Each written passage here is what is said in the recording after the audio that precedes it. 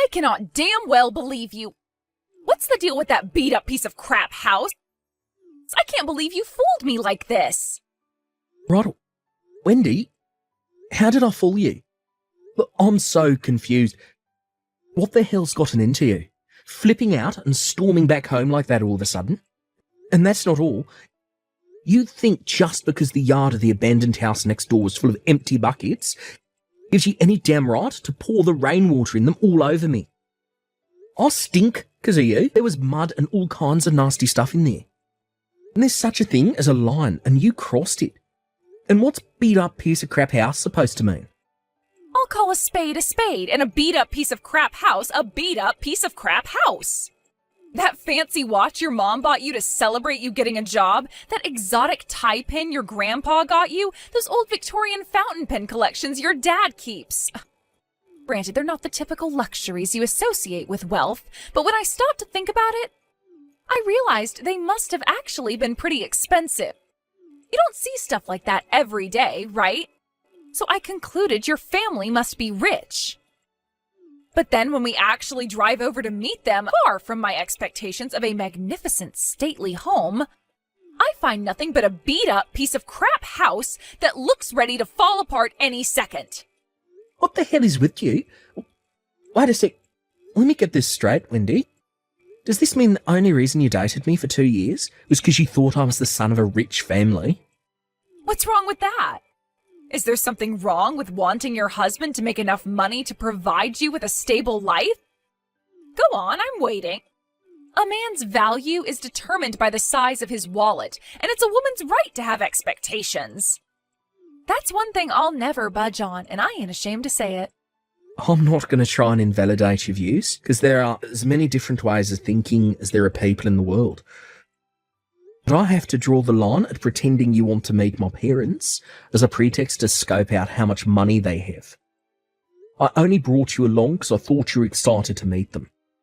What's worse, you barely even looked at the place for 5 minutes before deciding it wasn't up to whatever your standards is for what my parents' house is supposed to look like. Oh, believe me, Mark, I took a very good look. That's why I got pissed and went home. Scammer. Brokey. I don't understand you at all. No, I'm the one who doesn't understand you poverty-stricken broke loser. Me and you are so done. I'm breaking up with you. If you want to be in with a shot at putting a ring on this finger, I suggest you get a better job and start making more money. Oopsie, my bad. That's not going to be possible, is it? Who am I trying to fool? There's no way a broke loser raised in a piece of crap house like that could ever afford to have a beauty like me on his arm. I don't think of myself as poor at all, actually. Real wealth is on the inside, and I had a great upbringing full of love. You won't get any objections from me on the breakup. Real wealth is on the inside? Oh, God, what kind of fairy tales did those broke-ass parents of yours raise you on? Cringe! Wait, what? You don't care that I'm breaking up with you? Not in the least. It seems like you've been making all kinds of crazy misunderstandings about me, but one thing is for sure, our views on the world are totally different. Turn into a freaking fire-breathing dragon as soon as you see something you don't like. And what's more, to top it off, you pour a bucket of water over my head. How could I possibly spend the rest of my life with someone like you? You're right. All right, well, that's that then. I want the 2 years I just wasted with you back. I have never been so wrong about someone in my life. See ya, you sad, pitiful, tragic, broke loser.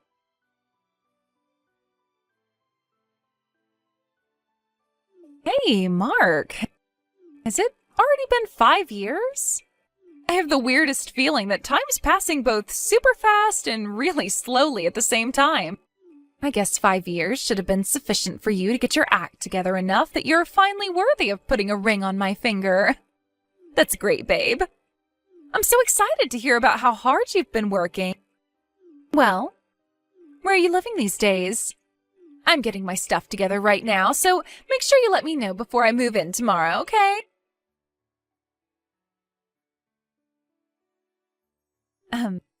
Mark? Like, hello?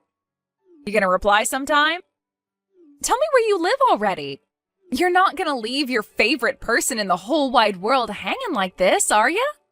After I so kindly went out of my way to message you after all this time?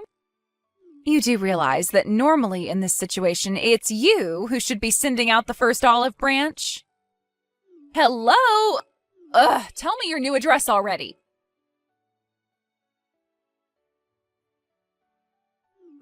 Hello? Why won't you reply to me? Ugh! I know you can see my messages because they all have the little tick mark on them. It's time to man up. Marky Mark, hurry and tell me your address before I die of old age. By the way, I decided to go check out that beat-up piece of crap old house to see if you or your folks were still around. I was hoping maybe you were super rich now and it had been knocked down and had a big lavish mansion built in its place, you know, across the whole area where those abandoned houses used to be. But sheesh, I was so disappointed when I realized it was just some regular detached house. Plus, I could see some young family through the window of what used to be your mom and dad's place. So, putting two and two together, I guess you all moved away? Hurry up and tell me your new address now! Now!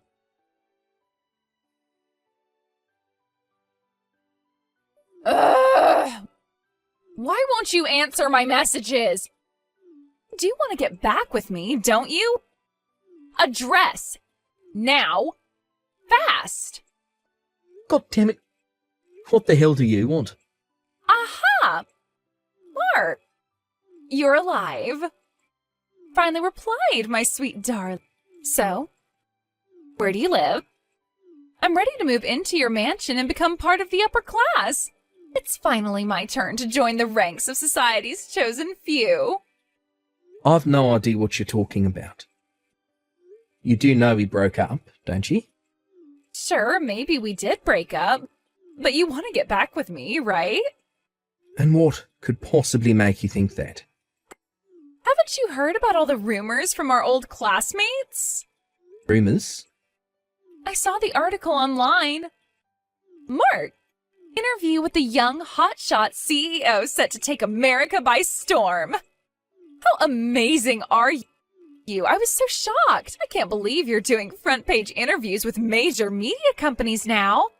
You really have moved up in the world, huh, baby? It's all they're talking about in our old college group chat right now. Sure, I know about the article. What does it have to do with you? Everything. In fact, I can only think it was fate that one of the guys found it and posted it in the chat. No, it most definitely has nothing to do with you. My life is none of your business.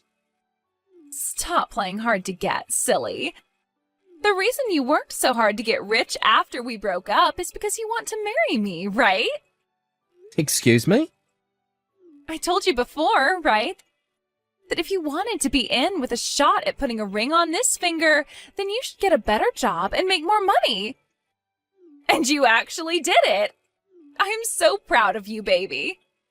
I can't believe someone raised in a beat-up piece of crap house like that made it all the way to the top of a major company. And all to win my heart? Oh, God, Mark. I think I'm gonna melt. Well, you did it. You made the grade. Congratulations, baby. All right, let's get married. So, where do you live? But you're already married. Huh? I was a little confused when I saw those nonsensical messages you spammed me with before. It was all too sudden and suspicious for me, so I did some digging. And when I did, I discovered that you married some corporate boss in his 50s, straight after we broke up, but that he eventually divorced you for spending his money like it grew on trees.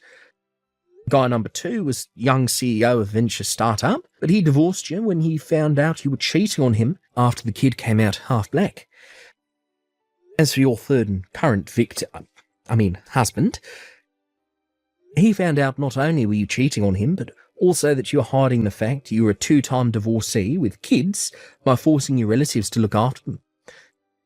Needless to say, this one's going to end in divorce too. No way. Obviously, sucker number 3 is demanding compensation for your betrayal.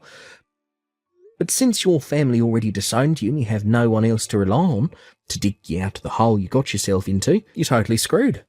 And this all just happened to coincide with my interview hitting the news. Yep, it's just like you say. It's true, I do have kids, and I am set to be hit with my 3rd divorce.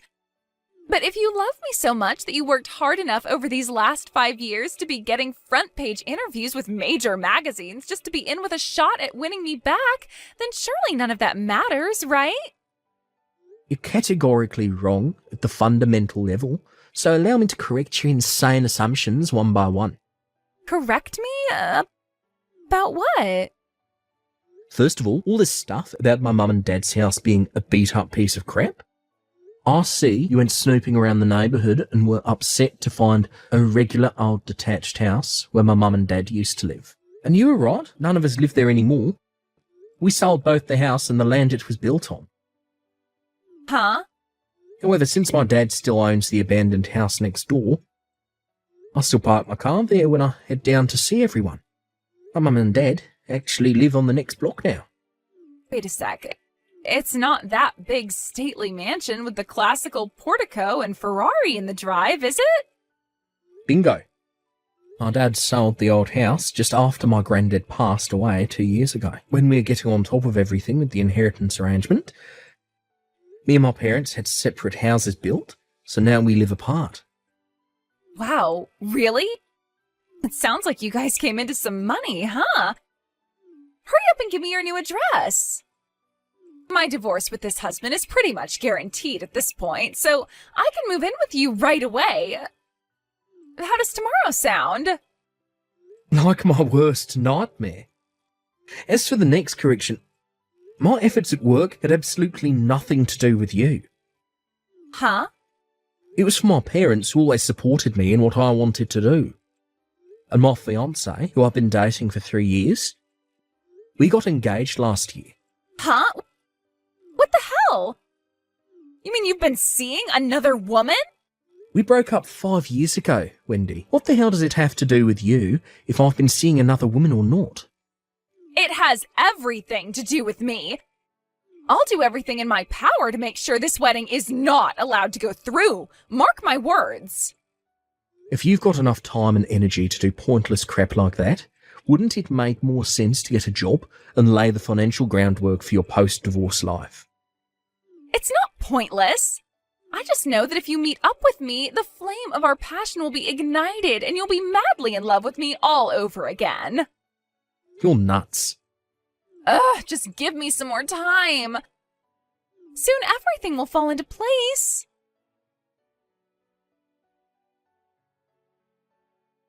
Mark, what's going on here? Are you telling me this isn't your wedding? Huh? Wedding?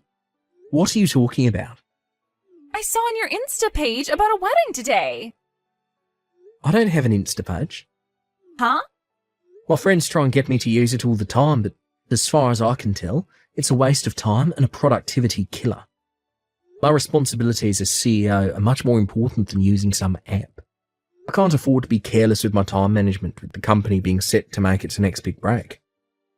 And I don't see why I'd run the risk of one of our competitors picking up on my posts, or worse, ending up with an internet pitchfork mob after me over something stupid. Whose Insta was I looking at then? I don't know. Someone with the same name as me? Huh? I don't know then. No way. Is it really not you? You're not just playing hard to get like you always used to. Does the account have my face on it? Well, no. It's actually impressive you were so convinced it was me that you were wrong. Begging you, please. I just went to the wrong couple's wedding. Excuse me? You did what now? I was sure this Insta making all these wedding posts belonged to you, and they kept making posts with detailed info on the date and venue. I figured that was your romantic way of inviting me. But when I barged into the chapel in my wedding dress, I didn't recognize anybody. There was just some random couple standing at the altar and everyone was staring at me. Ugh. It was horrible. They said I ruined their wedding and now they're claiming I owe them money? How crazy is that? They say if I don't pay them compensation and cover the costs of the wedding, they'll take me to court. Are you a complete moron? Actually, don't answer that. What makes you think I'd help you? You're the one who ruined your own life by barging into a stranger's wedding, based on some nonsensical, deluded assumption. None of this crap has anything to do with me. Oh my God. You'd throw your fiancé away like this? Really? You still saying that? Oh, my fiancée is a different woman. And to be more precise, we're actually already married. Wait, what? We got married at the end of last month. She's not my fiancée, she's my wife. Last month? But you didn't tell me about it. Did I need to? Oh my God. Oh, give me a break already, Wendy. I'm so sick and tired of your crap, it's hard to put into words. This conversation is over. Bye. No, wait. Fine, if you're not gonna marry me, at least do something about all this money they're saying I owe them. Mark, please. Where do I even start? I thought I'd finally seen the back of that lunatic after she insulted my family and broke up with me. But then she appeared out of nowhere, asking me to take her back. Ultimately, her false hopes turned out to be based on the mother of all misunderstandings that came about after she jumped to the wrong conclusion in desperation to get herself out of the mess she had made. Apparently, the couple whose wedding she ruined charged her $50,000 in compensation, which she ended up having to go into debt to pay off. Last I heard, she had no choice but to give her kids up for adoption, and now she's working day and night just to keep the lights on in her shabby, worn-out apartment. I told my wife about what went down with my psycho ex, and she put it nice and succinctly. So she bungee jumped into a life of debt-filled misery to satisfy her unquenchable thirst for rich men. Sad. Hearing it put so simply actually kind of blew my mind. I guess in her own weird way, all Wendy wanted was to be happy. But where did it get her? It got me thinking about what happiness really is. One thing's for sure, the whole thing's been a pretty thought-provoking experience. I like to think that we can learn from everyone, and if Wendy taught me anything, it's that instead of relying on my parents' wealth, I should always work hard to live on the fruits of my own efforts.